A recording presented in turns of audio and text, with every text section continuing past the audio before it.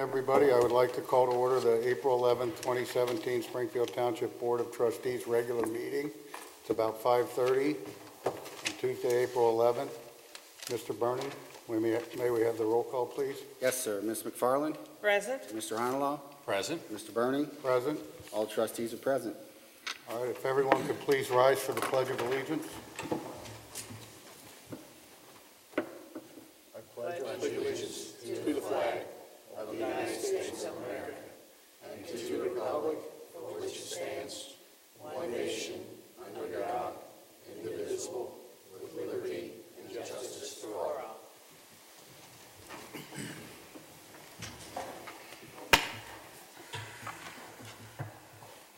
We have meeting minutes from March 14th regular board meeting and the March 28th regular board work session. If there are no corrections or revisions to the minutes, I'll entertain a motion for approval as written. So moved. Seconded. All those in favor? Aye. Motion carries. Mr. Burning, may we please have the financial report? Yes. For the month ending March 31st, 2017, the township expenditures were $1,630,000, $968.27, and receipts were $909,391.76. The ending cash balance of $15,345,221.81 includes obligations for expenditures, payroll, regular operating costs, ongoing capital improvement projects, and investments. What I request is a motion to approve the receipts, warrants, payroll expenditures, updated and current revenue and reports for the period ending March 31st, 2017. Do I have that motion? So moved. Second it. All those in favor? Aye. Motion carries. And I just want everyone to know that the financial reports are available for viewing at the administrative offices weekdays during regular business hours and any time on our website. That's all I have, Mr. Burning. Thank you, Mr. Burning. Mr. Hennekamp, would you please give us your report on departmental action and discussion items? I'll be happy to, Mr. Burning. Just one action item tonight, and that is the renewal of our property and casualty insurance. Our current policy expires on the 18th of this month, and Larry Mullins and I have been working with our broker on our renewal. We do have the renewal proposal, but we're still working on some final pricing to be determined because we're kind of going through some building valuations. So the board's aware we did do appraisals on not all, but most of our major facilities as replacement costs that we want to include in the insurance. So we're still finalizing some exact numbers, but ballpark, we do anticipate that this renewal will be an increase from what we've seen, primarily due to new exposures. I mean, we've not only with the buildings and valuations, we have some new exposures on some equipment. We've upped our replacement values on some of our major equipment in the fire department. All told, those things are really not increases, but they're increases relative to having higher valuations and higher exposures. We also did see a little tick up in our loss ratio. Did go up as it's rated over the most current recent year is not included in that. They look at the 4 years prior to that, and we had some claim development in that particular area. We did settle a legal action, which township wasn't at any fault, and that's just kind of the downside of having and being in the business, especially in the law enforcement side, where you tend to get a lot of claims, you get a lot of suits, but very little of them actually come to fruition, but they're expensive to basically defend. And so all told, we're going to probably see somewhere in the neighborhood of about 4 to 5% in the increase area. So I know we reviewed this with the board. Unless there's any questions, what I would request a motion to renew our property and casualty insurance with the Ohio plan with the aforementioned changes. Obviously, the final pricing will come in, and it'll be within the range that we talked about, within a couple, probably $1,000 of where we think it will, just when we get the final pricing on the valuations. Okay. Well, I would say one thing, we've gotten very good service from the Ohio plan. There's certain aspects of the policy that give us more flexibility than some of the other options. I know with OTARMA, with that type of insurance coverage, if you leave their plan, you don't have insurance. It's a what is it called? A claims-made policy. Correct. And so if you leave their insurance, you just lose all your coverage for anything, when they were covering you. So I think it's a good thing. Particularly, we get a discount since we've been with the Ohio plan for quite a while. And so I think it's a good thing to Probably continue close to that. $22,000 in credits as a result of that, off the premium. Do we have a I motion? make a motion. Second it. All those in favor? Aye. Aye. Motion carries. Just by way of discussion item, as the board's aware, we had a request from Mr. Joe Rivers at our meeting last month requesting the board to consider posting some no parking in a couple of different locations up in the Seven Hills area, specifically on Seven Hills and Spruce Hill, that intersection, and then also on Spruce Hill and Blue Hill. And I think the major culprit is to what Joe was talking about, some backups and some recent incidents in those areas have been relative to, primarily due to the fact that Metro Bus comes through that area, and then specifically on the Seven Hills and Blue Hill area, and then a little bit to the south of that, it's probably more of a school bus issue. So as a result of his request, Chief Browder, Mike Gould did go up and kind of inventory the area, take a look at it. And I think, both are in agreement, and I'll turn things over to these guys here in a minute, but I think both are in agreement that the Metro Bus is a pretty significant issue. I mean, you're talking about a residential street. These streets are not, they're not collector streets, they're just both basically local streets. So it is very difficult for Metro to make that turn. That is the end of the route for Metro. It sort of terminates up in Seven Hills, so they go up Hamilton Avenue, and then they come east on to Seven Hills, south on Spruce Hill, and then west out onto Roosevelt, as they kind of make that loop and then come back out onto Hamilton. So that is certainly a part of the culprit. I know Mike and Chief have reached out to Metro to talk about the possibility of maybe changing their route, and if we could find a location maybe where they come off of Hamilton and they enter, into some of the private properties where the old shopping center is, and there's a church up in that area. If something could be worked out to where that property owner would be agreeable. Metro indicated, I think, that they certainly are agreeable to look at that. They did provide some numbers of riders up in that area. I was a little surprised. The ridership is very, very high. They're talking about roughly 200 and probably close to 60 to 70 riders a day. 101 of those are on Seven Hills. 26 of them come from the Spruce Hill, and then 145 on the Roosevelt side. So the vast majority of them being on Seven Hills and on Roosevelt, it wouldn't be that far for them to go, closer to Hamilton if we could do that, and that probably would alleviate a good portion of the traffic. On the south part, where it's more of a school bus issue, their recommendation would be to post no parking from 7 to 9 a.m. and from 3 to 5 p.m. at the locations that you have there, and that would most likely alleviate the issue. So really, I guess it's a question for the board. If we want to pursue continued conversations with Metro, we can certainly do that to see what might be able to be worked out with some of the property owners up there to have them not travel that route. I would think there's an added advantage in that bus traffic. I think, Rob, did you say 19 times a day they go through there?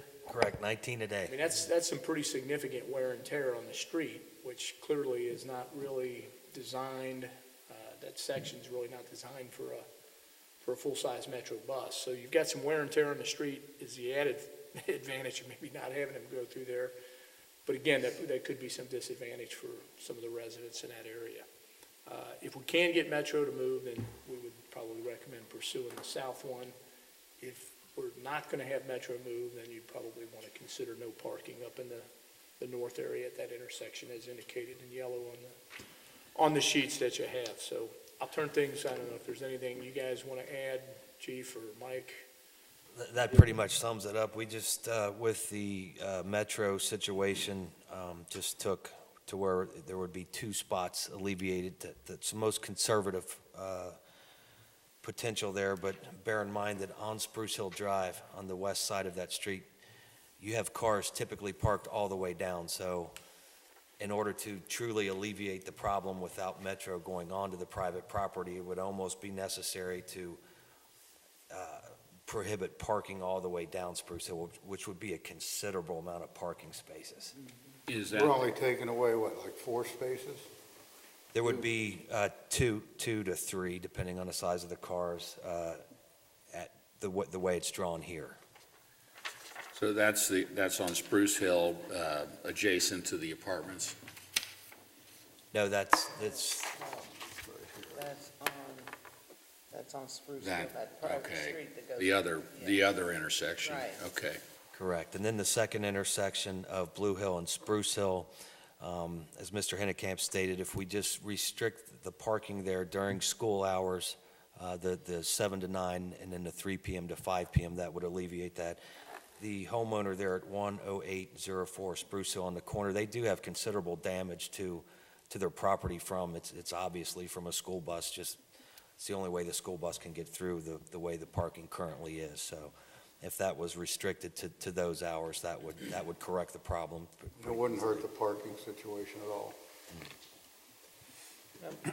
When you look at some of those locations, individuals should be able to park, either down further or in their driveways. Correct.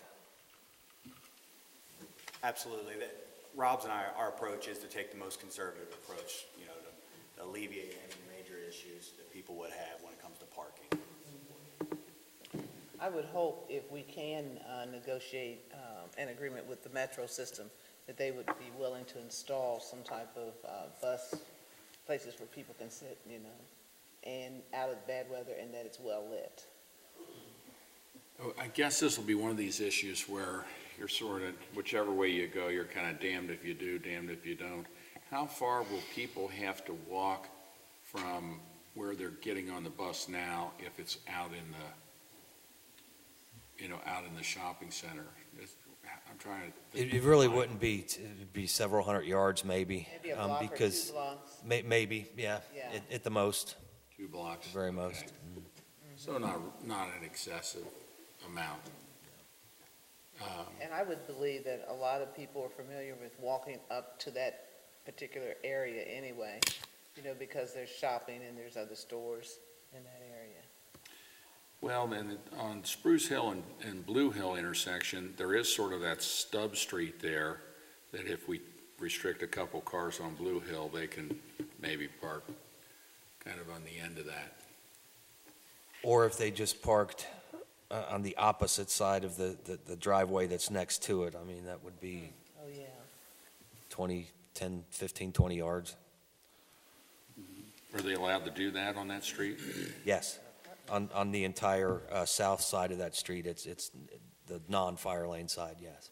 Each one of them's only like a few spots. I mean, there's a few spots on Blue Hill, and as far as the school bus, there's only a few spots on the other also. Correct.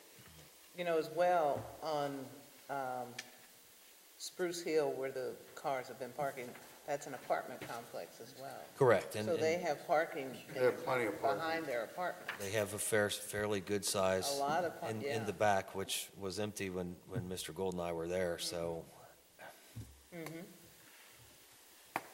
So I guess what we're looking for is maybe direction from the board, if you want us to continue to pursue discussions with Metro before we really make any decisions. I think the south piece, the Blue Hill one, is probably irrelevant of Metro. That's one, that's more of That's a a school bus issue, Right. probably that, maybe evaluate that one separately. But typically what we do is, if the board's going to consider no parking, we notify property owners, let them know that, hey, there's going to be an upcoming meeting of the board. This is when the board's going to take this particular issue into consideration. So that way, if they want to attend and provide some input, they can do that. We can do all of that now, or we can wait and see how, we can do the south piece now and notify those folks so that in May you're ready to take action. And at the same time, we'll continue discussions with Metro.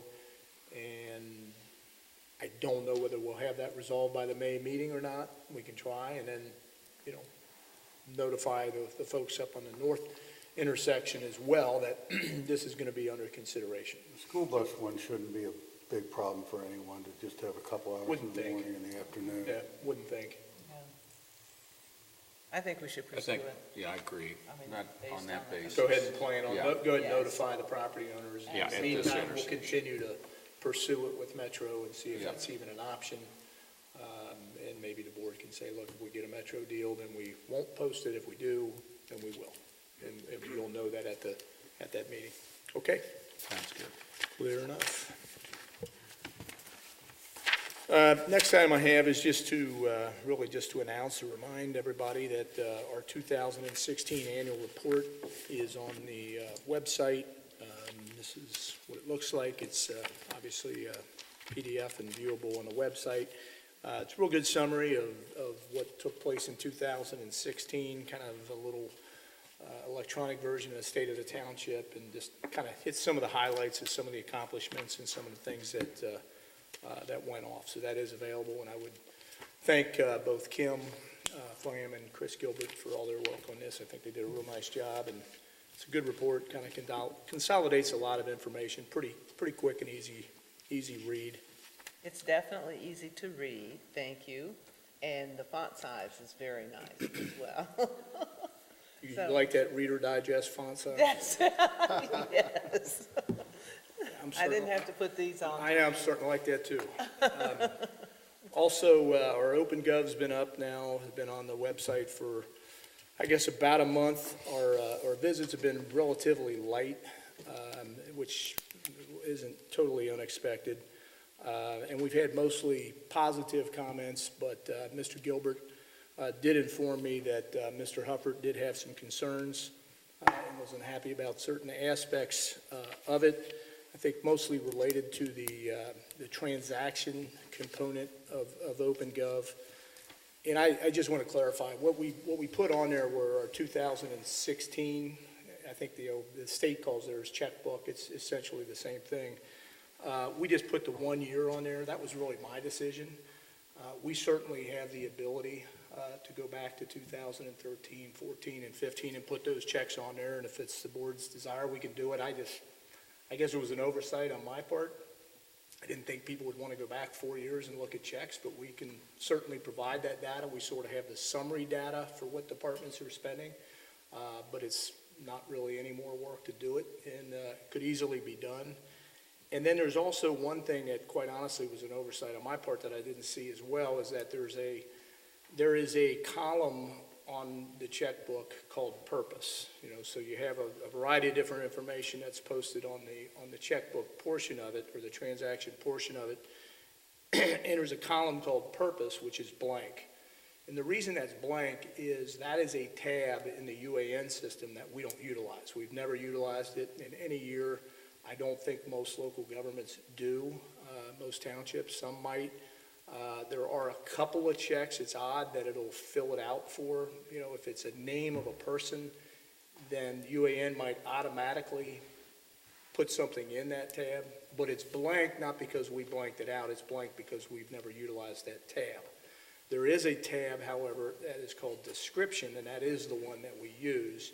And for whatever reason, the OpenGov system pulls the purpose column out, but it doesn't grab the description. So we are working with OpenGov to see if we can have description in there, because we don't go back and try to put, post-date all these things from years, thousands of checks. I didn't see that it was doing it. I don't think the state one even has that purpose column on there because they blanked it out. So it's not on there anymore. I agree, it did look like it was being blanked out, and that's not the case. It's just that it was an empty field that we had never utilized. The description one, we're going to see if OpenGov can add that one. That'll provide a little bit more information to each check so that you can see. I mean, a lot of the checks are kind of self-explanatory, but some of them are not, and so that will help. So hopefully that clarifies clarifies that issue. It is a work in progress. The whole OpenGov site is both how we're using it internally and how we'll continue to evolve, and so we'll continue to try to make improvements to it along the way. Thank you. I know the board had requested some information on Hempstead, and Mike, I'll ask you if you give us a quick update Mike, on Hempstead. we have gotten, citizens saying, when's it gonna start? What's the status? How are things coming on the project? Well, here's where we stand. In the last month, we've had 2 water main breaks that have occurred between Cottonwood and Winton Road on Hempstead itself. Most recent one was last Saturday night. So in response to the frequency of those events and our upcoming resurfacing project, I asked Waterworks to come out and evaluate the condition of the main and look at the reasons why the main is recently broke. Do we have failing joints? Is the pipe actually starting to deteriorate to a point where it's failing itself?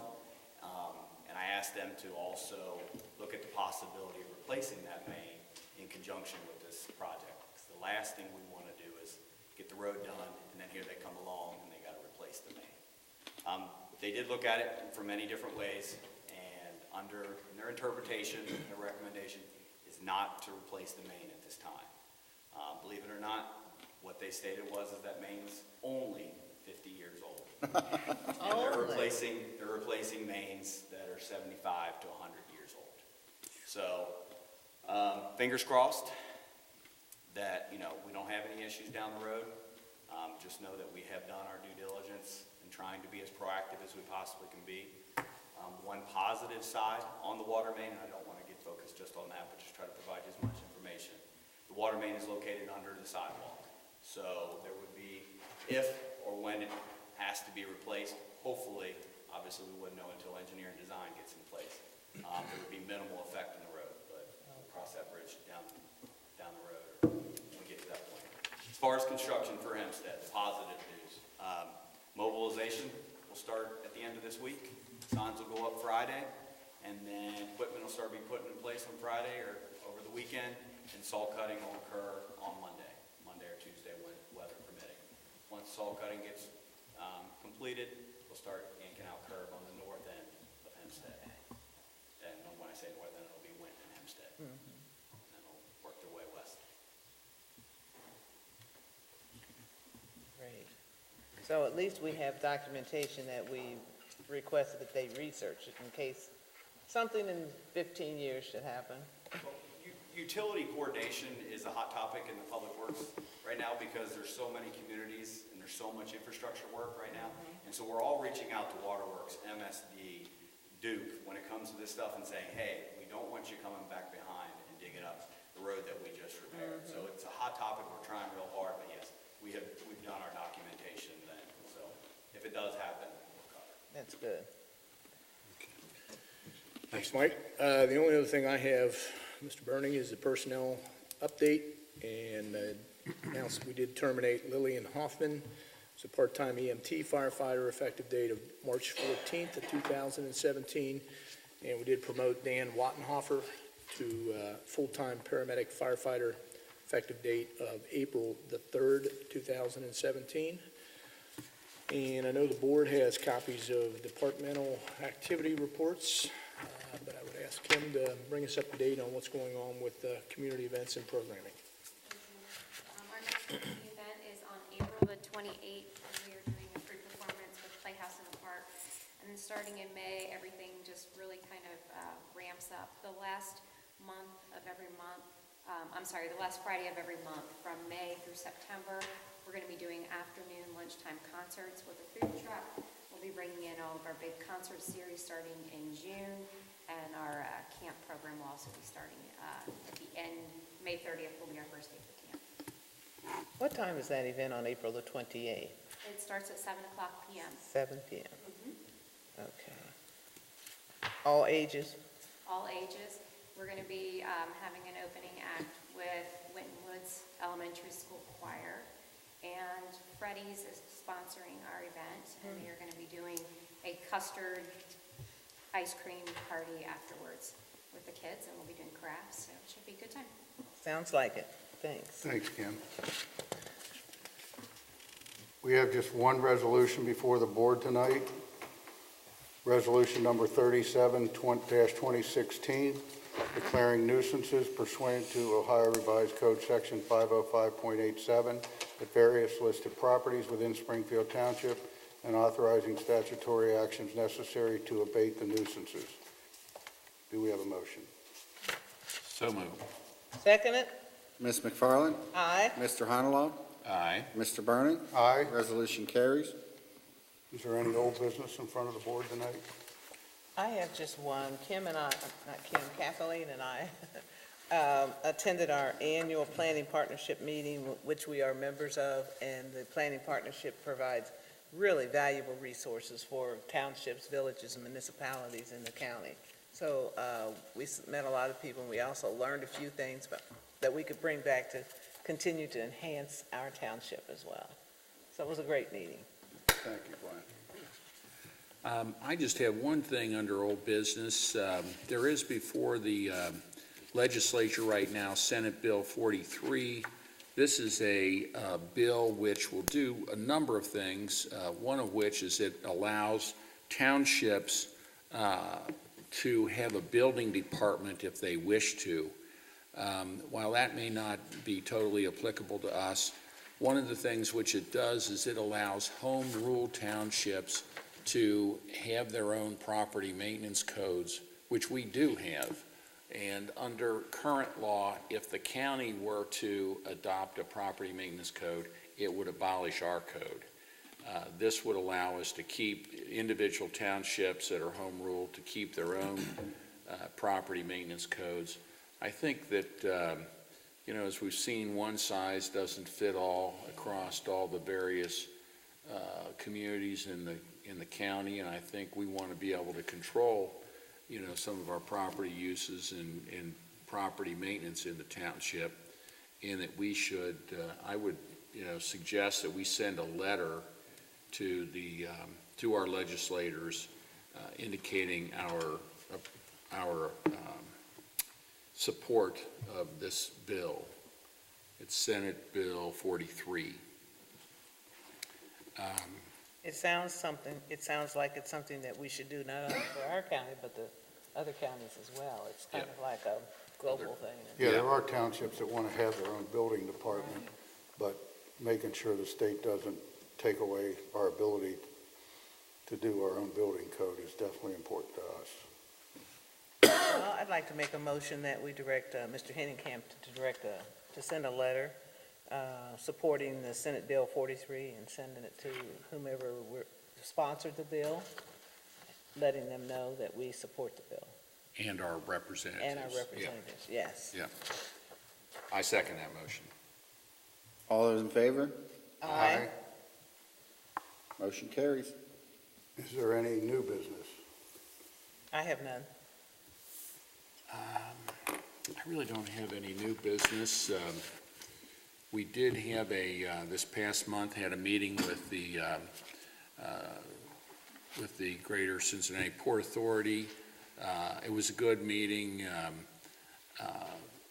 We had a discussion regarding some of the changes in foreclosure laws in Ohio and how when there are blighted and abandoned properties that are in tax foreclosure, there is the possibility, if there is a public purpose for them, that it's something that the Port Authority could work with us in kind of an expedited process to get control of those properties if there's some way that we're going to be able to use them or turn them around for a better use for the community.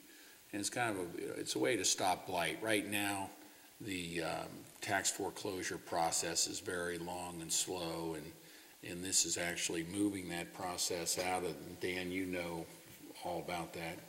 Some of your work. It's moving some of this process out of the Court of Common Pleas and into the Board of Revision. So it was a good, informative meeting, and I think there might be some opportunities for that, that process in the future here in the township and really throughout the whole, throughout Ohio. Thanks, Joe. Yeah. I have one item. we're all aware, based on our budget discussions over the past few months, that the 1 mil fire EMS levy that's been in place for the last 5 years expires at the end of this year. And in order for us to consider asking the voters to renew the levy, we must first request the county auditor certify the current valuation of continuing a new millage. And I would therefore ask Mr. Hennekamp to prepare a resolution for the work session on April 28th for the board to consider that, to do the necessary certifications to the county auditor. Do we need a motion to that effect? Yeah, you probably do. I mean, I don't need one, but So it moved. doesn't hurt. I second it, and I would just like to add, it will not increase our taxes. You know, that's important for everybody. This is a renewal. It's a renewal, all right. All those in favor? Aye. Motion carries. If there's anyone here in the audience tonight who would like to address the board, I'd ask you come forward to the podium, state your name and address for the record.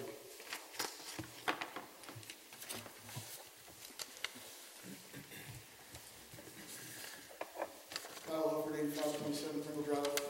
First of all, thank you for taking the steps to improve what you've got online and checkbook already. I do appreciate that. I wanted to come back and talk about SB 199 that I brought up last month. I did some additional research on that bill and wanted to share what I found out with you and also see if you could look into it as well.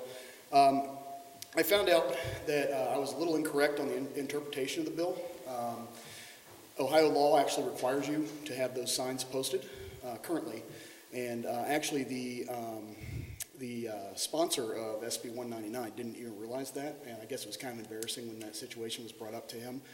I guess what it does allow you to do is, in spite of the signs actually being posted, it allows you to voluntarily, if you want to, make a motion to allow concealed carry. So if that's something you guys were planning on doing or not, I don't know, but I just wanted to let you know that I was a little bit incorrect with the interpretation and see. At this point, we're still looking at it. I mean, we're not going to rush out. I mean, like OpenGov, originally, you wanted us to rush out and get on it, and unfortunately, they had our logo on somebody else's, another Springfield Township in the state. Well, I know, but the point is, we're taking a look at it, and we'll continue to look at it, and, you're welcome to come and ask us until we decide what we're going to do. That's fine. That's cool. And I just wanted to point out also, it's a similar situation to what happened with, there was a law passed a few years ago with regards to rest stops on the highway. They had to take all the signs down. There were some locations that were, controlled by the Ohio State Patrol, and they decided they weren't taking the signs down, but they just weren't going to enforce them. And so there's all kinds of legal gobbledygook with the whole It does seem a little silly to have a sign up and then say it's okay, because then everybody wouldn't know it. If I Well, understand, that's just as silly to me as having the signs up saying, even though we have a sign, it's okay for you to carry. That's what I mean. That sign, I mean, it's supposed to carry the force of law in Ohio. It's different than the way it is in Kentucky where it's a civil issue. So that's all I have. well, Kyle, just so I understand, you're saying the law requires us to have the sign? Correct, currently. But I think they're looking at changing that now that they figured out that it. Conflicts with what they did. Okay, all right. Thank you. Is there anybody else who would like to address the board? Robin Hendley, 6341 Ridgefield Drive. Two hats, one Civic Association hat. It is April, so we have our semi-annual quarterly membership meeting is scheduled for Monday, the 24th of April at 7. We'll be back here I believe we're in room A. And Mike has graciously accepted our invitation to be our speaker. We'd like him to give an overview of everything that's going on with infrastructure in the township, budget, what's happening on Hempstead, because that's a main artery, of course, that everybody's going to be impacted with that, as Daly Road has been. Also, I understand that the pilot project, I call it citizens participation road repair. I don't know what you're calling it, but I understand the pilot project, and it was in your neighborhood, was a great success.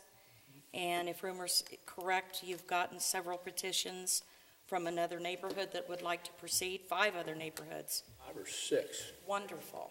6? 6.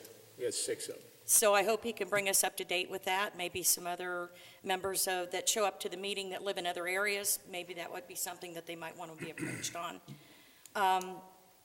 Public's invited, you don't have to be a member, so if any of you would like to attend, and we appreciate him taking time out to do that with the spring coming. Just a couple of updates on the Civic Association. Some of you may have heard that Jim and Jan Golan have moved. They went into assisted living. Jim's had some declining health, and I understand he fell down and had a broken leg, so his recovery's been slow. Jim and I kind of took over the last 3 or 4 years what we call the housing sweep. If you remember, we started going out regular, and then we'd funnel that information to Chris's department. That was in April, October, and we're behind, so I'm left standing alone to do that. So I'm going to try to figure out how to get the major records from Jim, get April's done, and then we're going to figure out how we're going to do that in the future. That's, well, in case you're wondering why you haven't gotten anything, but I've been going around informally, and things are in pretty good shape. Minus the grass growing, of course. I don't count that because that just happens. I was one that spent 2 hours in my front yard, which is the size of a postage stamp. It took me 3 crosscuts just to get the grass down, so we're not counting those as anything. The other thing that's going to be coming up, you'll get some correspondence from us in the future.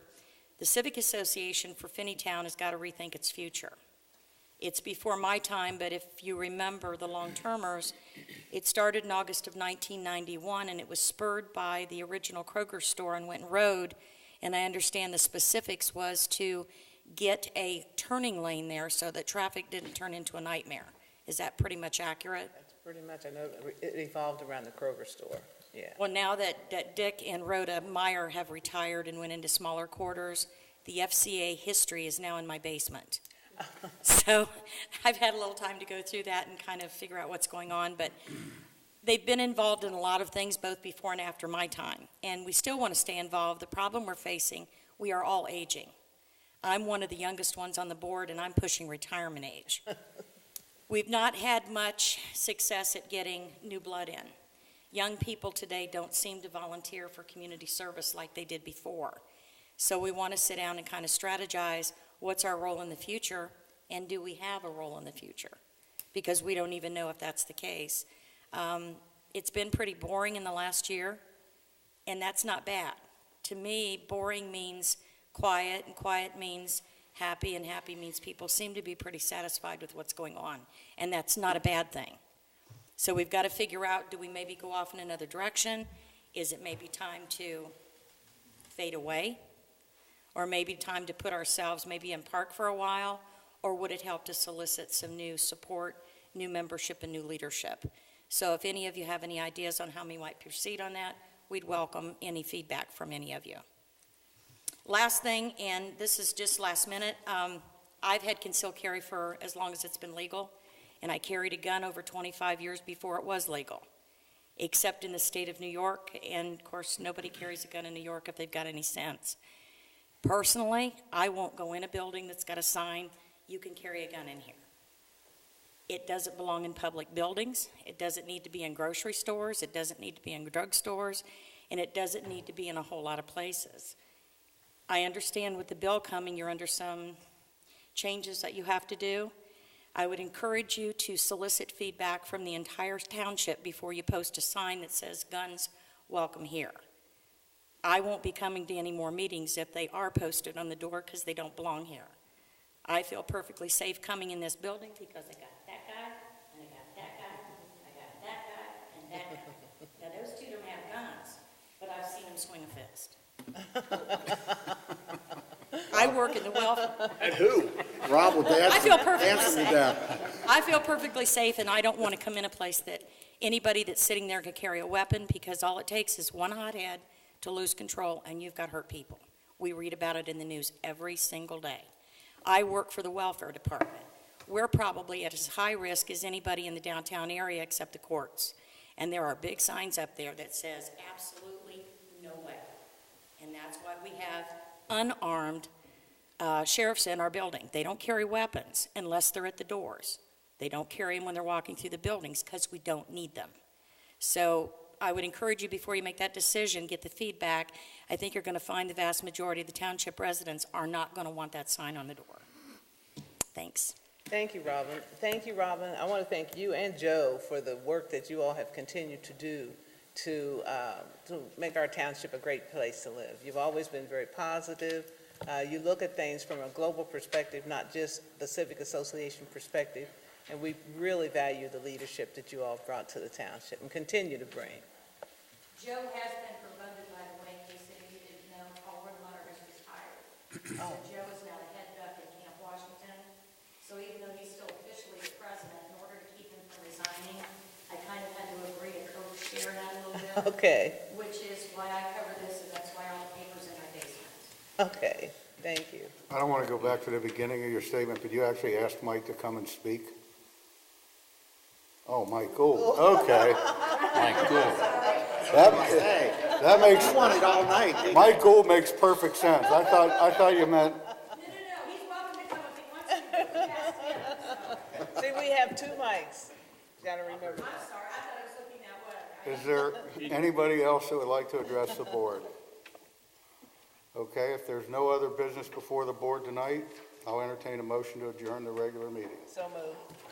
Seconded. All those in favor? Aye. Meeting's adjourned.